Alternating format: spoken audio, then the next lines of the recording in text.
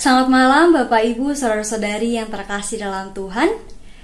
Tadi kita sudah bersama membaca bagian bacaan Alkitab untuk kita renungkan pada malam hari ini di ibadah keluarga. Nah Bapak Ibu, tema dari khotbah malam hari ini adalah hidup sebagai komunitas pemulih. Mengawali khotbah pada malam hari ini, saya mengajak Bapak Ibu, saudara sekalian untuk memikirkan seperti apa makna dari pemulih itu sendiri menurut Bapak Ibu saudara sekalian. Nah, saya ketika mempersiapkan khotbah untuk malam hari ini, saya mencari makna kata pemulih ini dalam Kamus Besar Bahasa Indonesia. Lalu saya menemukan bahwa makna kata pemulih ini adalah orang yang berperan untuk mengembalikan keadaan seperti semula atau untuk mengembalikan keadaan kembali baik. Nah, Bapak Ibu, untuk itu malam hari ini kita bersama akan mencoba untuk memahami bagaimana kita dapat hadir sebagai komunitas, sebagai persekutuan, sebagai satu gereja yang berperan sebagai pemulih. Kita akan melihat pemulihan seperti apa yang hendak disampaikan oleh bagian bacaan kita pada malam hari ini. Kisah Para Rasul merupakan kitab yang berisikan tentang kisah perjalanan para rasul yang saat itu adalah para murid yang mengikuti Yesus semasa Yesus berpelayanan, yang kemudian diberikan amanat oleh Yesus untuk dapat menyebarkan Injil di Yudea dan Samaria dengan tuntunan Roh Kudus. Nah Bapak Ibu, perjalanan pemberitaan Injil yang dilakukan oleh para rasul ini seringkali dilakukan dengan melakukan mujizat-mujizat. Nah dalam bacaan kita malam hari ini Bapak Ibu, Rasul Petrus dan Yohanes memberitakan Injil di Serambi Salomo. Serambi Salomo ini merupakan sebuah bait Allah di mana Yesus itu pernah berkhotbah. Dan ketika Yesus berkhotbah, Yesus itu ditolak oleh orang-orang Yahudi. Nah, pada bacaan kita malam hari ini, kita dapat melihat bahwa Rasul Petrus ini dan Rasul Yohanes, mereka diikuti oleh banyak orang pada saat itu karena mereka melakukan sebuah mujizat. Mujizat menyembuhkan orang yang lumpuh. Nah, hal yang membuat Rasul Petrus dan Yohanes ini kemudian diikuti oleh banyak orang karena orang-orang ini begitu takjub dengan mujizat yang dilakukan oleh seorang Petrus dan Yohanes yang notabene-nya adalah seorang nelayan yang pada saat mereka menjadi murid Yesus, mereka dipanggil oleh Yesus dan mereka berprofesi sebagai nelayan. Makanya mujizat yang mereka lakukan ini betul-betul menakjubkan bagi orang-orang Yahudi pada saat itu. Nah, tetapi hal yang menarik Bapak Ibu, ketika Rasul Petrus dan Yohanes diikuti oleh banyak orang, mereka kemudian menegaskan bahwa apa yang mereka lakukan itu bukanlah kemampuan mereka. Apa yang mereka lakukan itu bukanlah kerja mereka, tetapi karya Tuhan.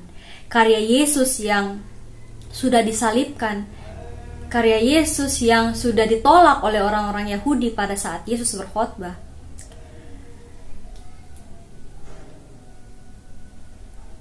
Tapi Bapak Ibu, hal menarik lagi yang bisa kita lihat dalam pembacaan kita, itu adalah pada ayat 14 yang menyatakan bahwa penolakan yang mereka lakukan, penolakan yang dilakukan oleh orang-orang Yahudi pada saat itu karena mereka belum tahu kebenarannya, mereka belum tahu kebenaran tentang Yesus yang adalah juru selamat.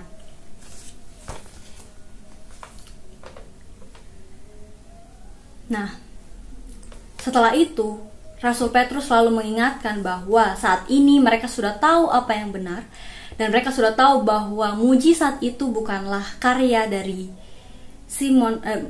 karya dari Petrus dan Yohanes, karya dari Rasul Petrus dan Yohanes. Lalu mereka orang-orang yang mengikuti Rasul Petrus dan Yohanes ini juga dipanggil untuk percaya dan taat pada teladan Yesus. Nah, Bapak Ibu, di sini dapat kita lihat bersama bahwa Tuhan itu mau memakai siapa saja. Tuhan mau memakai Rasul Petrus dan Rasul Yohanes yang adalah nelayan untuk menyatakan damai sejahtera bagi orang lain, bagi orang yang lumpuh pada saat itu. Tuhan mau pakai siapa saja untuk mengerjakan karyanya di dunia. Tuhan juga mau menunjukkan bahwa Roh Kudus itu sungguh-sungguh bekerja nyata. Roh Kudus yang sudah dianugerahkan kepada para murid pada saat itu betul-betul bekerja secara nyata. Maka dari itu, Bapak Ibu, saudara-saudari, kita sebagai anak-anak Tuhan, kita sebagai pengikut Kristus, kita sebagai orang-orang yang sudah diselamatkan, kita sebagai orang-orang yang sudah menerima Roh Kudus pada hari Minggu kemarin, kita sudah bersama memperingati hari Minggu kemarin sebagai hari Pentakosta. Kita juga dipanggil untuk menyatakan kasih dan damai sejahtera di kehidupan kita bersama dengan orang lain dan ciptaan yang lain. Karena Roh Kudus juga sudah dianugerahkan kepada setiap kita agar kita dapat melakukan kebenaran Tuhan dalam setiap langkah kehidupan kita. Roh Kudus sudah diturunkan bagi kita. Nah, sekarang tinggal bagaimana Bapak, Ibu, Saudara, dan saya, kita mau peka terhadap suara Roh Kudus itu, supaya segala tindakan kita menjadikan orang di sekitar kita juga boleh hidup benar, juga boleh hidup sesuai dengan teladan Yesus yang menyatakan kasih kepada semua orang. Nah, Bapak Ibu, untuk dapat peka terhadap suara Roh Kudus yang sebenarnya sudah dianugerahkan kepada kita harus selalu membangun relasi dengan Tuhan yang menganugerahkan Roh Kudus itu kepada kita.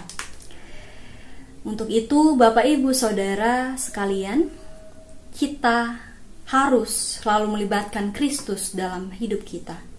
Kita harus melibatkan Tuhan dalam hidup kita, agar dalam pekerjaan, dalam pelayanan kita, dalam keberadaan kita bersama dengan orang lain, kita dapat menyatakan kasih dan damai sejahtera Kristus yang dalam teladannya ditunjukkan bukan hanya bagi Bapak, Ibu, Saudara, dan saya, tapi bagi semua orang. Nah, Bapak, Ibu, dalam masa pandemi ini, kita merasakan ketidakpastian.